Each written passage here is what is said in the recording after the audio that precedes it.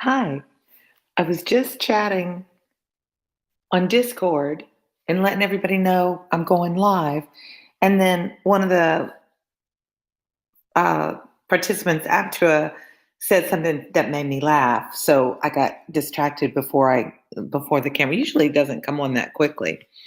So it is Saturday. I have a shout out to, he's not here yet, so I'm going to wait for the shout out for him. Somebody, and I don't know, it used to be Kelly, but Kelly always came on first and got a thumbs up right away. But now there's a one person that always gets here really quickly, but never tells me anything. So I don't know if that's one of my kids or just a stalker that's shy and doesn't want to join the conversation. But um, our kind of co-host, Siddharth, he's a regular. He's who got Discord started for me. Had ACT. No, that's not true. SAT today, and I wanted to give him a shout out for good job. I'm sure it's done. Well, I'm certain it's done because we chatted on Discord already. So those of you that are going through SAT and ACT now, I know that's a big pressure. Good job for you. If you had SAT or ACT today, I hope it went well and you're relaxing today. Then one more shout out. I want you to notice my crazy feathers and diamond earrings. And they are a shout out to my mom who has passed. If you followed me, you know that story. She died of West Nile virus. And I was getting ready for the read today and I was in all black. I was doing my Johnny Cash imitation. And I saw those earrings that my mom had given me years ago as a Halloween prank because I always wear dangly, sparkly earrings. And she said, I hope these are, suitable for your taste. Because she was always really like this ring is hers. And she was always really classic and only had, the real stuff. And I always had cheap fake costume jewelry. And so it was just a way of me thinking about my mom today and having her join us on our read. Speaking of which, let's read Pride and Prejudice, chapter 43. Fareed, Siddharth, did you get my shout out? Because I wasn't sure if you were here yet. I was saying I was so proud of you for doing your SAT today and you got it behind you. So that is what you should be doing, relaxing the whole day. I'm proud of you. You've worked really hard. And now you just got to accept what comes, and I hope it's all the best. Yeah, I'm so glad I don't have to take those tests anymore. I did do graduate test, and I did the the Praxis. And I am indoors today because I forgot to charge my laptop, and I didn't have a way to charge it sitting out on the porch. Well, I could, but it was just easier to do it here. So you can see the Christmas around me. And my son in Brazil loves the nutcrackers. Those are to my right. So you can kind of get a sense of Christmas at my house. So I'm ready to read. My younger son is coming to help me put together my granddaughter's Christmas gift. And I promised him chili. So when I'm done with this, I've got to run to the store. Hey, Kristen, I've got to run to this grocery and get the ingredients to make chili. Thankfully, he's easy to please and chili's super easy to make. So that's what we'll be having for dinner. It's chilly weather in Louisiana, but it's not that chilly here. But it's cold enough for us to enjoy a nice bowl of chili. So if you want to chat, I've been pretty active on Discord today. We've got some good discussions going over there. As I said, when I opened up, I was reading it as we signed in, and Aptua made me laugh with some of her comments. Fareed, I will show you what I got for my granddaughter, but shh, no telling. Don't tell her what I got. Let's see if you can see it when we go out there. It's all in pieces. It's going to be a rock climbing play wall. And then when she comes to my house, her mom approved of that. When she comes to my house, she'll have something to play on in that blank backyard. And now let me get the charger back so we don't die right in the middle of the read. Siddharth, I'm going to let you jump in on Kristen and put the link so she knows what Discord is. It's a platform of discussion. Sophia, I recently finished your The Eyes Were Watching God read through, and I want to thank you so much. You really helped me get through it for my English class. I love Their Eyes Were Watching God. And Fareed, yeah, and Apple, you're answering that. So my daughter doesn't love to read. I sure hope she's not watching. Sometimes she comes on, I don't know she's there. She won't know what that was anyway. But she's super, super active. And so that gives her a little play area to, play when she's in my backyard. Has something to do because she loves story time, but she doesn't like reading so much. But you can see it comes in all those pieces. And so my son and I have to put it together. I think I'm just going to be the instruction reader. He's going to be the muscles. All right. She's 3. I think she'll love it too, Fareed. I'll love it. I'll have fun playing with her. And I think what I'm going to do, I have a little baby pool. And I think in the summer she can slide into the baby pool. But I'm hoping I can there's a fort underneath it. Like y'all care about this. But anyway, there's like a fort that it's built on. I'm thinking I could put it under and maybe fill it with sand. So it's covered. But then it's like a little sandbox too. Why am I reading? So, Kristen, you have not been with me long enough to figure out I am not a woman of, I'm the only teacher I know that's as disorganized as I am. I don't like routine. I'm very impulsive. I was actually super lazy. I expected to do it a lot earlier today. And I've just been lazy watching YouTube videos and things today. So it's Saturday. I don't have to work. I'm off work. And my son is coming at 3. So I've got to get to the grocery store, get the chili ingredients, and be back and ready to do that for him. So, but you can never pin me down to a routine. It's just not going to happen. I don't know why that's me, but, all right. My kids are texting me they don't know I'm online, so they're writing to me. All right, let's read. Chapter 43, page 227 in my version, which is the Everyman's Library Publisher. I bought it at Barnes & Noble, shouting out to all the people because I'm always worried that I'm breaking copyright laws, but I don't believe I am. So I need to put a mark on this. So if I ever do get sued and shut down, that I can say, I share so much of my life. I try to teach reading through books. It's all educational and I'm not making money off of it.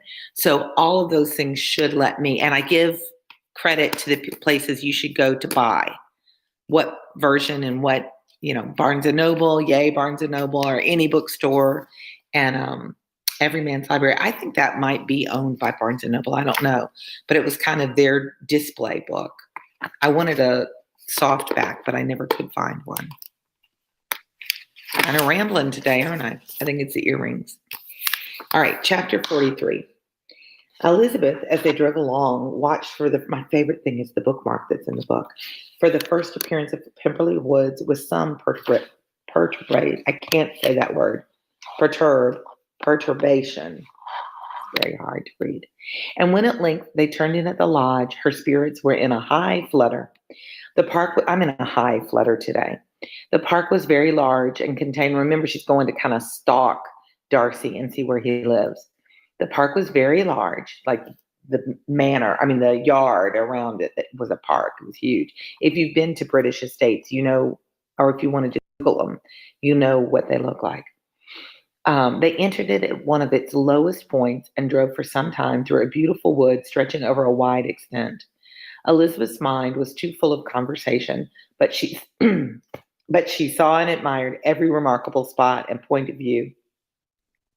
They gradually ascended for half a mile and then found themselves at the top of a considerable eminence where the wood ceased, and the eye was instantly caught by Pemberley House, situated on the opposite side of a valley. Hey, Miracle Whip, I'm thinking I need water. What do you guys think?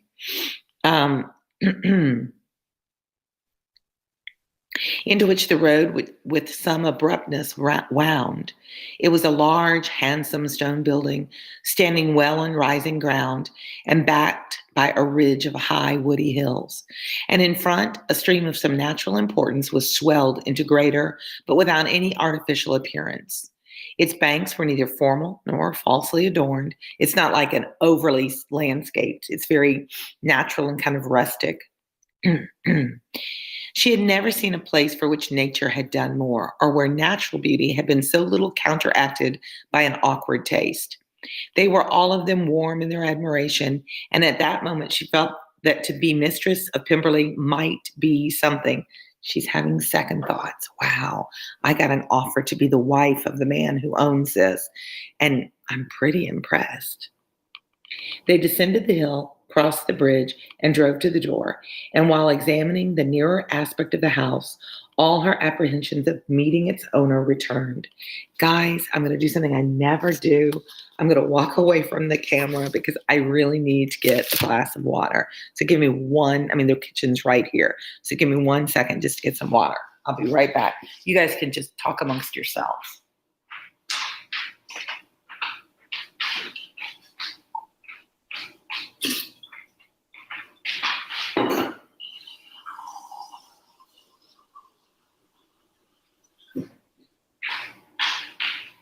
And bing, I'm back. Sorry about that. I don't know what was happening there. Thanks, Furry. You're so understanding. All right, back to it. This author, Austen, doesn't do a lot of descriptive narrative. So this is I think it tells us it's a little bit important that they're giving us all this description of Pemberley and what it looks like. It's not like in a separate piece where he goes into the description of every leaf and every twig, but this one gives you a real sense of, you can see it, but it's not overly, it's a fluke season. It's good to get hydrated. Yeah, no, flu season. Yeah. I got my flu shot though. So God willing, I think it's allergies for me. They descended the hill, crossed the bridge, and drove to the door. And while examining the nearer aspect of the house, all her apprehensions of meeting its owners returned. She dreaded lest the chambermaid had been mistaken. On applying to see the place, they were admitted into the hall, and Elizabeth, as they waited for the housekeeper, had leisure to wonder at her being where she was. So that's interesting. I don't know if these very big manor homes in the country were open for touring like they are now, but there are homes that people live in them. So I don't know if they did that to make money or, they've just shown up and they're going to tour the house. The housekeeper came, a respectable-looking elderly woman, much less fine and more civil than she had any notion of finding her. They followed her into the dining parlor. It was a large, well-proportioned room, handsomely fitted up. Elizabeth, after slightly surveying it, went to a window to enjoy its prospect. The hill, crowned with wood from which they had descended, receiving increased abruptness from the distance, was a beautiful object. Every disposition of the ground was good, and she looked on the whole scene, the river, the trees scattered on its banks, and the winding of the valley as far as she could trace it with delight. As they passed into other rooms, these objects were taking different positions, but from every window there were beauties to be seen. The rooms were lofty and handsome, and their furniture suitable to the fortune of their proprietor. But Elizabeth saw, with admiration of his taste, that it was neither gaudy nor uselessly fine, with less of splendor and more of real elegance than the furniture of Rosings. She likes his taste. And of this place, thought she, I might have been mistress. So she keeps thinking, gosh, I could have lived here. So is she loving him, or is she falling in love with all that he has? I don't know. I never thought about that when I was young. I just thought she was like, wow, this is beautiful. And his taste is reflecting, like, it suits me. So that means we'd be suitable.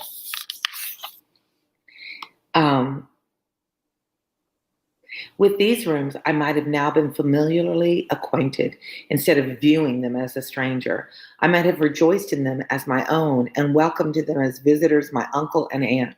But no, recollecting herself, that could never be. My uncle and aunt would have been lost to me. I should have not been allowed to invite them. She's like, he didn't like my family, so no, that probably wouldn't have happened. This was lucky recollection. It saved her from something like regret. She longed to inquire of the housekeeper whether her master was really absent, but had not courage for it. At length, however, the question was asked by her uncle, and she turned away with alarm, while Mrs. Reynolds replied that he was, adding, but we expect him tomorrow. Oh, Mrs. Reynolds, the housekeeper, says, he is gone, but we expect him tomorrow. With a large party of friends, how rejoiced was Elizabeth that their own journey had not by any circumstance been delayed a day.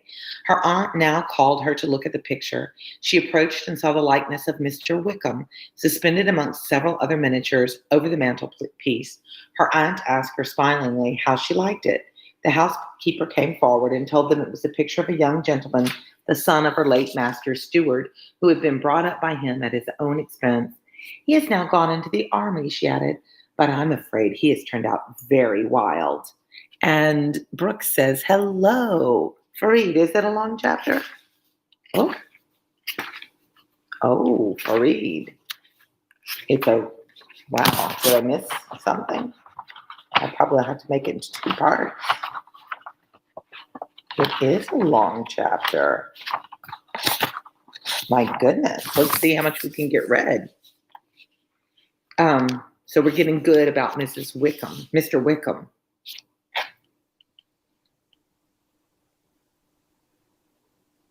He'd gone wild. Where is that? Mrs. Gardiner looked at her niece with a smile, but Elizabeth could not return it. And that, said Mrs. Reynolds, pointing to another of the miniatures, is my master, and very like him. It was drawn at the same time as the other, about 8 years ago. I have heard much of your master's fine person, said Mrs. Gardiner, looking at the picture. It is a handsome face. But, Lizzie, you can tell us whether it is like or not. Mrs. Reynolds' respect for Elizabeth seemed to increase on this intimation of her knowing her master. Does that young lady know Mr. Darcy? Elizabeth colored and said, a little. And do you not think him a very handsome gentleman, ma'am? Yes, very handsome.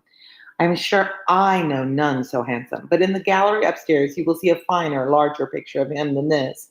This room was my late master's favorite room, and these miniatures are just as they used to be then. He was very fond of them. This accounted to Elizabeth for Mr. Wickham's being among them. Mrs. Reynolds then directed their attention to one of Miss Darcy, drawn when she was only 8 years old. And is Miss Darcy as handsome as her brother? Said Mr. Gardiner.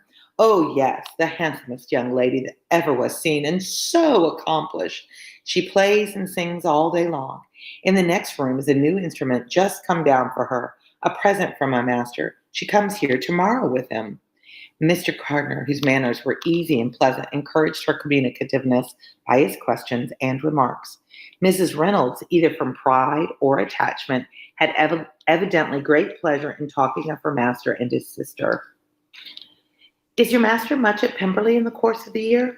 Not so much as I could wish, sir, but I dare say he may spend half his time here, and Miss Darcy is always down for the summer months. Except, thought Elizabeth, when she goes to Ramsgate. If your master would marry, you might see more of him. Yes, sir, but I do not know when that will be. I do not know who is good enough for him. Mr. and Mrs. Gardiner smiled.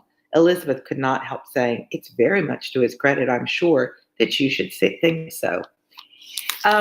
Furry, yes, and I don't know really how to explain that. In modern English, we don't use handsome typically for younger people. It's not unusual to hear a woman, an older woman, is a handsome woman.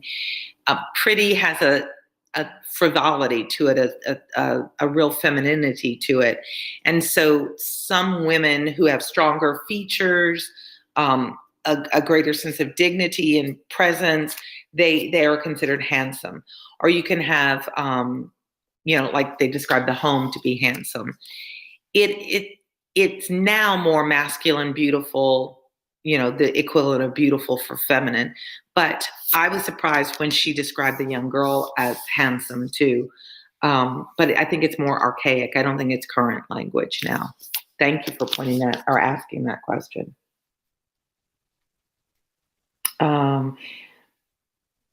I say no more than the truth, and what everybody will say that knows him, replied the other. Elizabeth thought this was going pretty far, and she listened with increasing astonishment as the housekeeper added, I have never had a cross word from him in my life, and I have known him ever since he was 4 years old. This was praise, of all others most extraordinary, most opposite to her ideas. That he was not a good tempered man had been her firmest opinion. Her keenest attention was awakened. She longed to hear more and was grateful to her uncle for saying, there are very few people of whom so much can be said. You are lucky in having such a master. Yes, sir, I know I am. If I was to go through the world, I could never meet with a better. But I've always observed that they who are good natured when children are good natured when they grow up. And he was always the sweetest tempered, most generous hearted boy in the world. Elizabeth almost stared at her. Can this be Mr. Darcy? Thought she. His father was an excellent man, said Mrs. Gardiner. Yes, ma'am, that he was indeed. And his son will be just like him, just as affable to the poor, so just as generous, just as kind. Elizabeth listened, wondered, doubted, and was impatient for more. Mrs. Reynolds could interest her on no other point. She related the subjects of the pictures, the dimensions of the rooms, and the price of the furniture in vain. Mr. Gardiner, highly amused by the kind of family prejudice to which he attributed her excessive commendation of her master, soon led again to the subject, and she dwelt with energy on his many merits as they proceeded together up the great staircase. He is the best landlord and the best master, said she, that ever lived, not like the wild young men nowadays who think of nothing but themselves.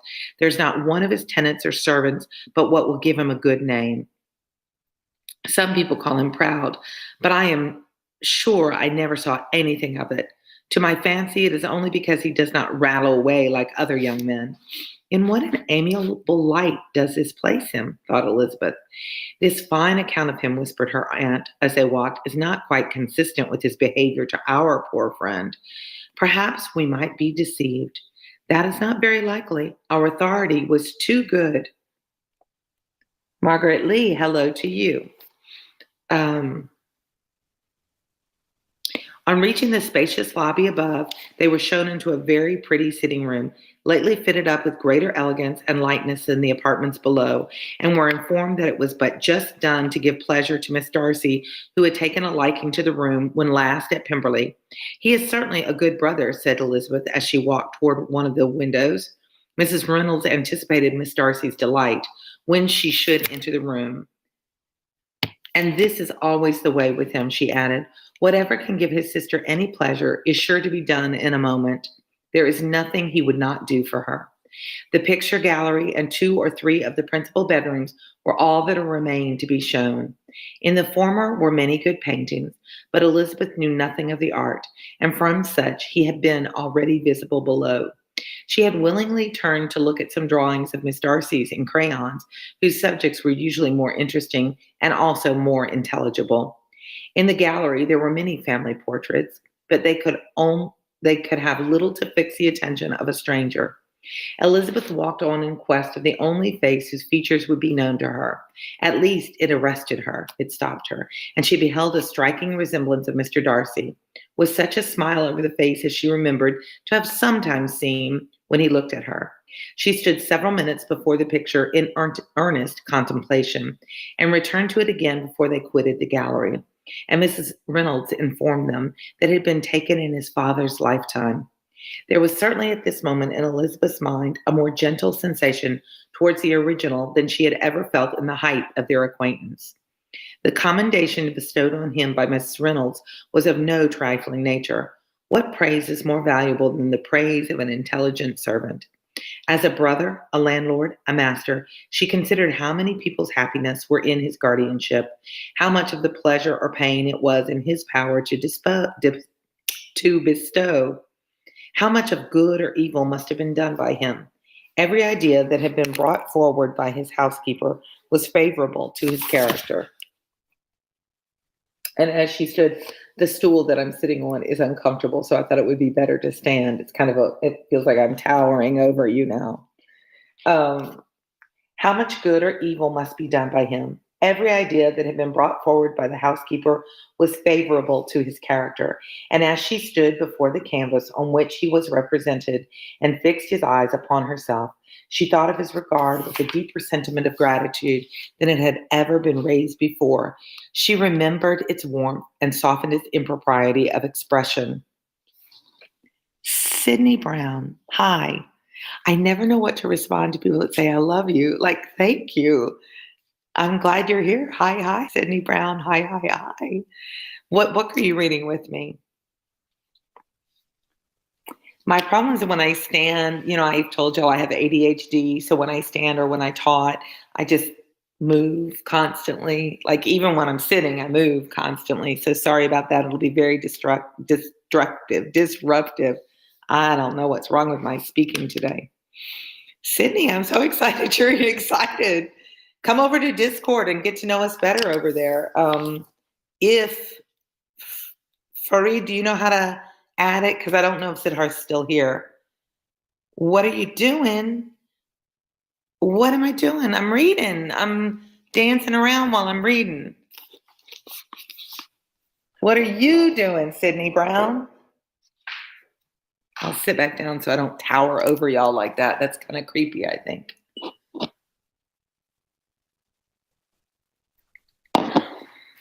You're reading along with me, Sydney Brown.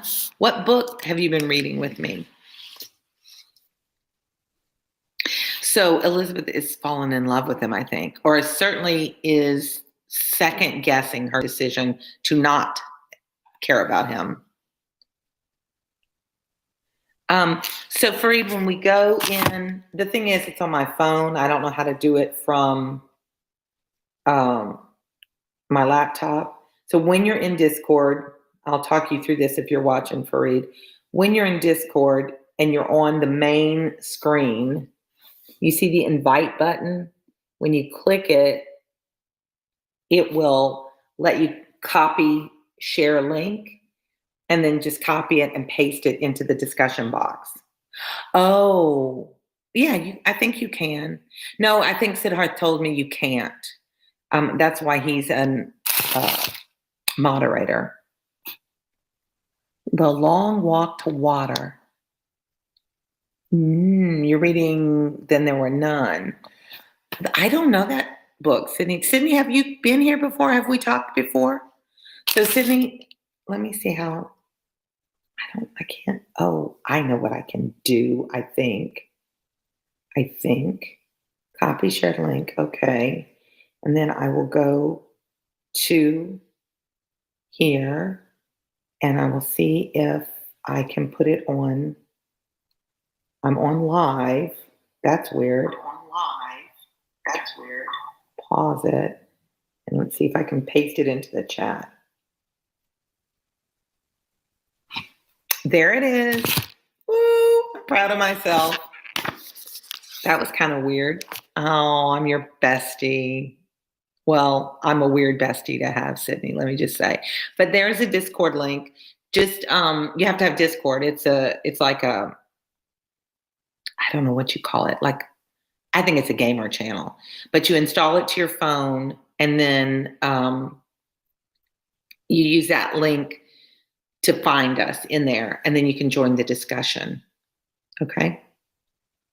I'm very proud of myself for doing that technology. I'm not so great with technology. I think, since it's such a long chapter, and I've got to go cook for my son, let's see where I want to stop. When all of the house that was open in general inspection had been seen, they returned downstairs and, taking leave of the housekeeper, were consigned over to the gardener, who met them at the hall door. As they walked across the lawn towards the river, Elizabeth turned back to look again. Her uncle and aunt also stopped, and while the former was conjecturing as to the date of the building, the owner of it himself suddenly came forward from the road which led behind it to the stables. Oh my gosh, Darcy showed up. All right, so I'm going to stop there, and then I want to talk to you guys that are in school You have to download it from the Google store. Thank you, Free. That part I didn't know how to do. So I have on my community part the question about, it's a couple questions ago, about what does your school district do well? And I had a response from somebody in Louisiana who said her school district or his school district didn't really do anything well, and that we talked privately, and he or she, I think it's a she, with y'all's screen names, I'm never sure. And then if you don't identify your pronoun to me, I don't know what you prefer to be called, but indicated that this whole online time during the pandemic, some teachers have not done very well with. And I really want to take this moment to encourage you students that if you're not getting the help online that you need from your teacher, a lot of teachers, just as I said, we're not technologically savvy. We didn't grow up with these objects in our hands. We grew up with dial cell phones and things like that. I am in person. What do I do next? Oh, I don't know what that means. I am in person. I am in person. Oh, well, they're welcoming you. So yeah. I mean, I think they are, because let me see. Where did Discord go?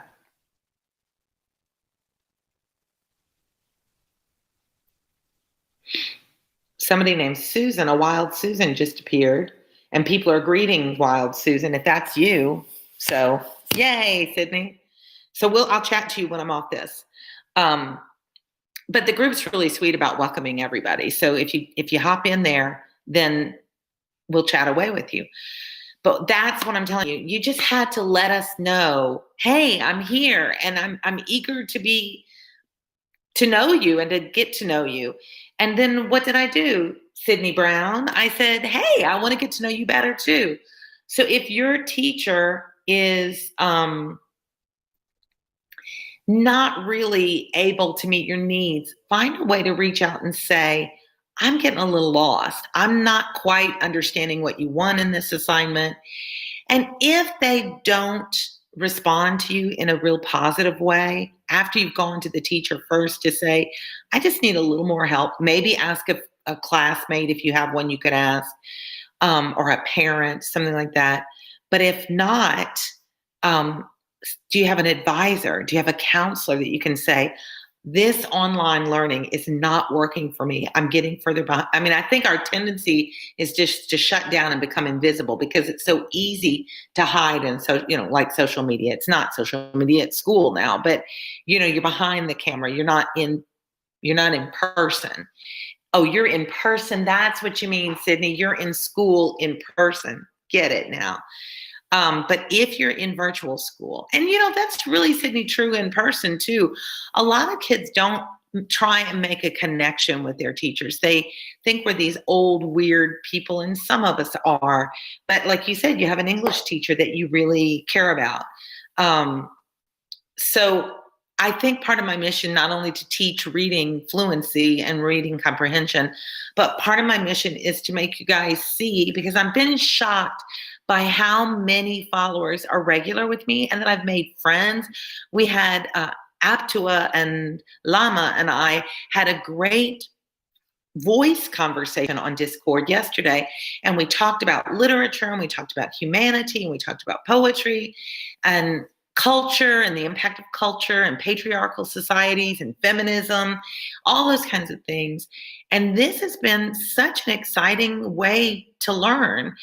But it takes you being a little vulnerable and stepping out and saying, I'm willing to try and expose myself, not in that way, but to share myself a little bit with these strangers in the social media. Now, remember, be careful. And Sydney, when you say middle school, really be careful. Like, I'm not going to be alone in a room. My adult children all have access to all of my accounts. They check in with me because I think it's important that as a responsible adult, I behave in a responsible adult manner. Or if I'm in Discord, that's a monitored site so that you know that the adult in there is not exploitive or a pedophile or some kind of a scammer trying to get your money. I mean, be smart about that. Sydney, I'm so glad. Have we talked? I'm starting to think, do I know you and I've forgotten you? I apologize. But really in your schools, try and find a teacher you connect with that you can build that relationship with. School is not just about learning books and getting ready for college. It's about getting ready for life and relationships. When you're in a workplace, you've got to know how to relate to other people and communicate with other people. In families and marriages, you've got to know how all that happens. So learn that in school too. It's a great way to practice different personalities. All right. Speaking of all that, it's after 2, which means my son will be here in an hour. He's always late, though. My grocery store is just around the corner, and I've got to go pick up a little elf gift. I'm starting to get things under the Christmas tree, a little puny Christmas tree. That was probably so fast you couldn't see the Christmas tree. See, there's the big box. I've got to wrap that. But things are under the Christmas tree. So I've got to go pick up another gift that needs to get wrapped and put under the tree. And I've got to go pick up the ingredients for the chili so I can come back and cook for my son. So I'm going to say goodbye. I'm excited. What's going to happen? Darcy, is he going to be angry? He's going to be, why are you on my property? What are you doing here? Is she going to be mortified with embarrassment that, he caught her there after she so cruelly said, no, I don't want to marry you. Guys, my last little bit of subscribe. If you haven't subscribed, do it because I love seeing us grow. And let your friends know we're out here. Come to Discord, sitting out. It seems like you signed up with Sarah over there. So I will chat with you on Discord. Probably not right this second because I'm about to hop in the car, but later today I will. And keep reading. Subscribe, ring the bell, like if you want to. I know when you monetize, the like matters, but I don't like monetize. So I like my home free. Thank you. It's not fancy. Like you can tell by my earrings, I'm not a classy person. I'm just kind of just me. I like what I like. I like to surround myself with pieces where I've traveled and art. There's some things from China here on this wall and things from Tunisia on that wall, and the nutcrackers are my son's. And my mother gave us all the little Santa houses, and the mirror I bought with my mother before she died. My son and I were shopping, and that cross, I don't know what the application of the paint is, but my mother gave that to me. So my mother's just everywhere here, and it makes me, that's the cozy part, I think. Once they're gone, you have those little memories of, it's a really simple house, Sydney. It's what they call a garden home. It's small. For American standards, it's very, very small. Thank you, Kylan. Kylan. Sorry, I hate when I meant. My children's names are unusual. They're Soraya, Shamsi, Shireen, and Darab. And so people mispronounce their names all the time. So I apologize if I mispronounced your names. But I think for me, it's about surrounding myself with things that people that I love or travels or places that I've been that just made me really happy. Works of art, like up on the wall up there is, I don't know if you can see it because I can't see it when I put it up to see. One of the smaller paintings is a great grandmother of mine. And the other one was a work of art my mom and I found when we were shopping together. And there are some things I picked up. Kylan, is that right? Thank you for correcting me. I think it's important to say people's names correctly. I just don't know. I hadn't heard it, so I had to try. I had to make an effort. So thank you for being patient with me. But I think, and my daughters did a really good job in their own houses of decorating the way they represent. It's your home. You want to feel comfortable in your home. But I've always been a mother that worked. I wasn't that homey mom. So it's funny when you say it's cozy. Shireen, your mother's name is Shireen? Really? I mean, it's a, she's named for her grandmother, and it is an Arabic name, even though the father is Farsi, is Iranian, but she was Gashgai, which is a nomad, and so it had an Arabic background to it, and yeah, I mean, sweet, right? And that's what I understand. Uh, Thank you. So Soraya is a really well-known, she was a princess of Iran. And Shamsi, oh, I just lied about Shireen. Shamsi's not named for her grandmother. Shh. I mean, Shireen is not named for, this is what happens when you have so many children. Shamsi means sunshine, and she is named for her grandmother. Shireen was the name that her father just always wanted for a child, and it means sweet. And I told her yesterday, she was telling me about some things she was doing, and I said, oh, we gave you the best name because you really are so sweet. She's a very sweet person. And Darab is named, this is a really fun name. His name doesn't have a meaning that I'm aware of, but his father is Ali Murad, whose father was Darab, whose father was Ali Murad.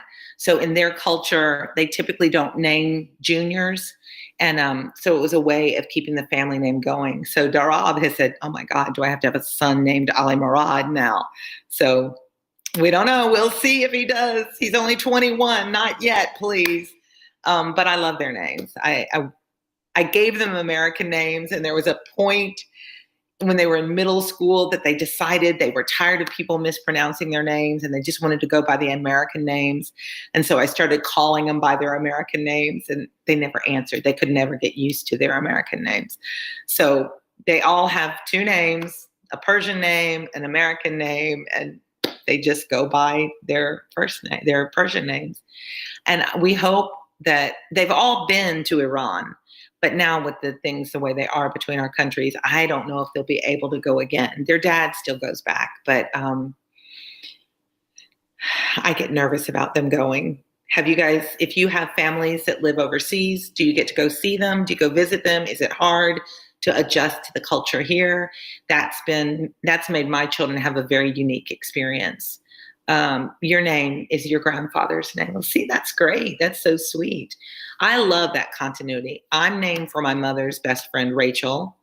And I like knowing that there's a story behind my name. That always just made me feel like I had value.